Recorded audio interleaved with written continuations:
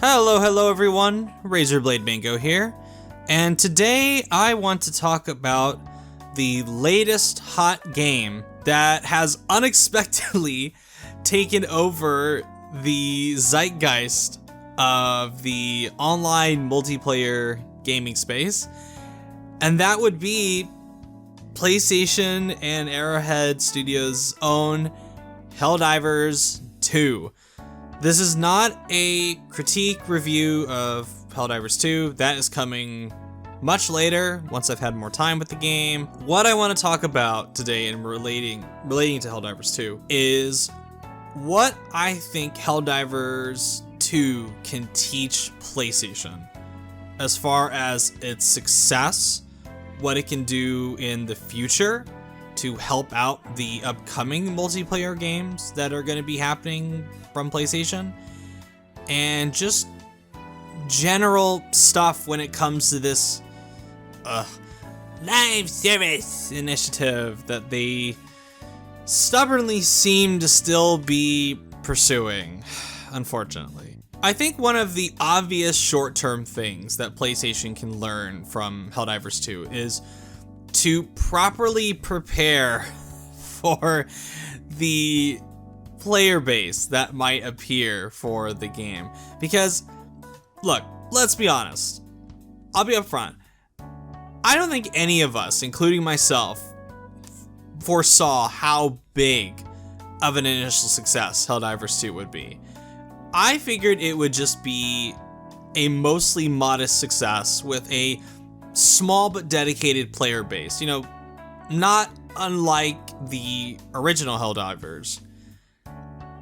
But I don't think any of us expected this game to hit over 100,000 concurrent players on Steam alone less than 48 hours after its release, which is crazy.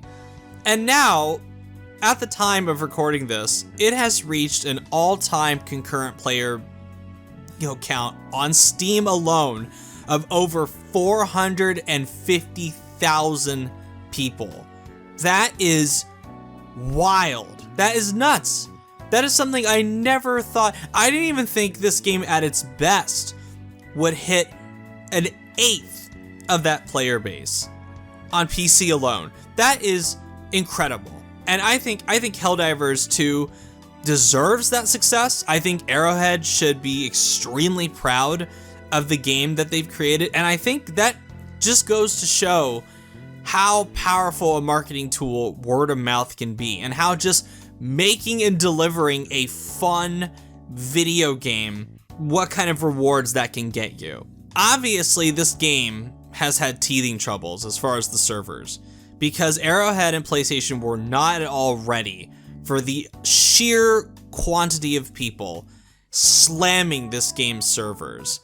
And I think for the future, for their upcoming games, such as Concord, Fair Games, the upcoming Sony London game, that's the fantasy co-op game, Horizon Online, the rumored Twisted Metal game from Firesprite, Sony should take this as a lesson and commit to maybe not go overboard to expect 450,000 concurrent players on just Steam, but definitely prepare for a simultaneous PS5 and PC multiplayer launch better than this. And maybe considering those upcoming games are from their first party teams, they'll prepare more just because they'll get special treatment because they're first party. I think they definitely should have prepared Arrowhead better. And the fact that Arrowhead, it must kind of suck to work at Arrowhead right now, because I expect that they're doing long hours, lots of overtime, lots of long nights, working to make this game as stable as possible and to allow for as many players as possible. And even after weeks of improving and being open and upfront with communicating with the player base as to what the hell's going on and what kind of solutions they're looking into, they are still having problems. For instance, I wanted to play, at the time of recording this last night, with Mario, and I couldn't get in. I sat at my computer with the PS5 in the background, just let it run in the hope that I would be able to join. But after an hour of waiting, it just, no luck whatsoever. Servers were at full capacity, wasn't able to get in, and that sucked. This goes to show how good the game is that I'm willing to be patient and understanding of this game's, teething problems. Because I normally would not do this at all with any other multiplayer game. If any other multiplayer game had this kind of problem, I would be out so fucking fast. But because Helldivers 2 is fantastic when it actually works, it's honestly one of the best multiplayer games I've ever played, I'm willing to be patient. But I know a lot of people that aren't me aren't, and might even return the game, especially on PC. I think I'm more just surprised as well as that PlayStation clearly did not see this coming.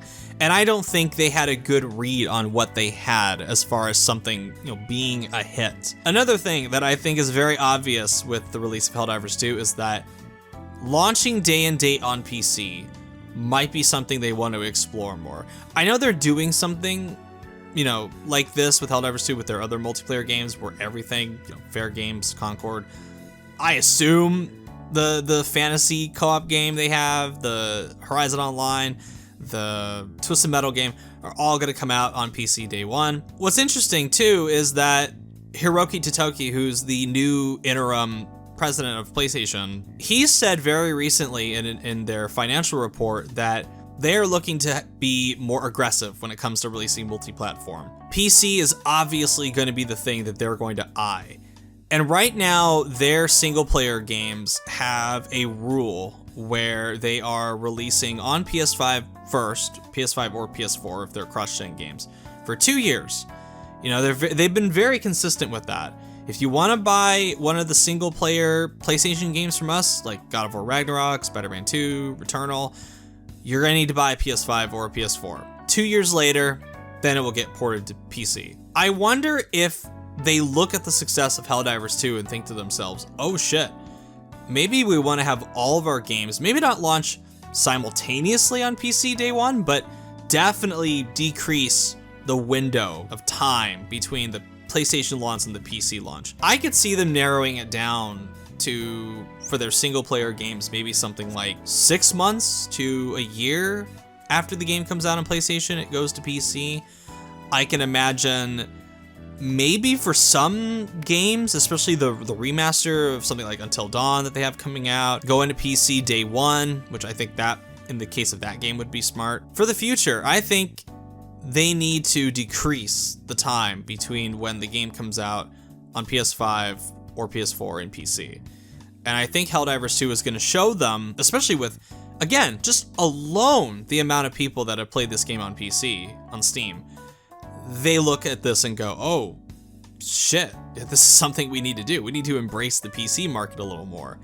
Maybe not to the extent that Xbox did starting at the beginning of the last generation, where all their stuff would be day and date on PC, because, PlayStation would like to sell you a console and not provide you with more reasons to not buy one. So while I don't see a simultaneous release for their brand new single player games on PC, I definitely think a decreased window is something they have in the cards. The next thing that I think they should learn from Helldivers 2 is to not be aggressive with its monetization.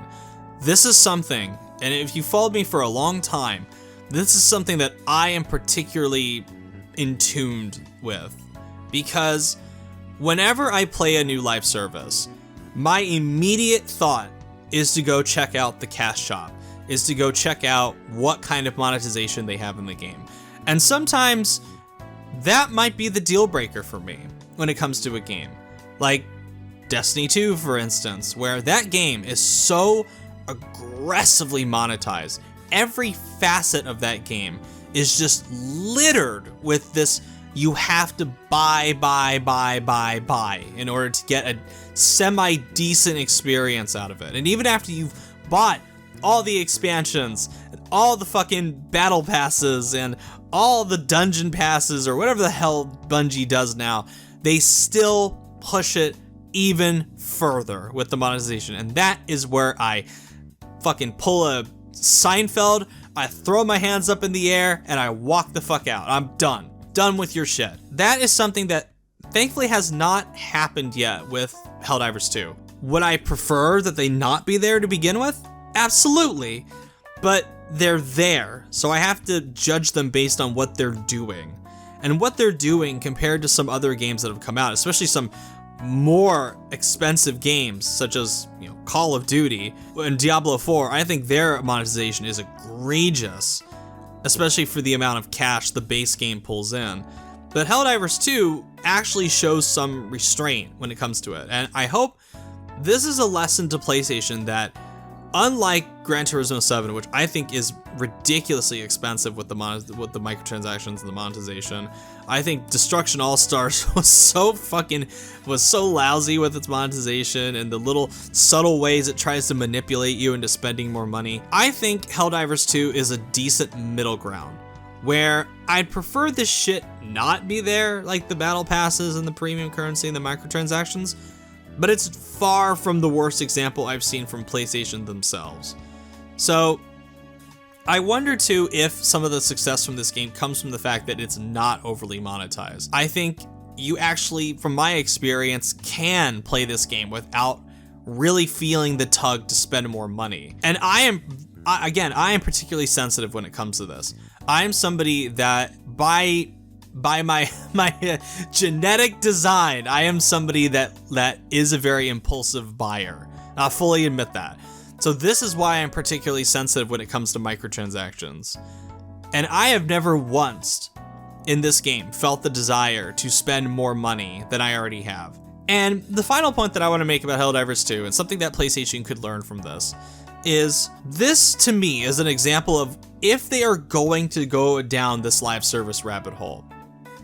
This is the kind of game that I think they should be embracing more. Not disgusting looking, garish, Ubisoft style looking crap or Fortnite shit or any of that.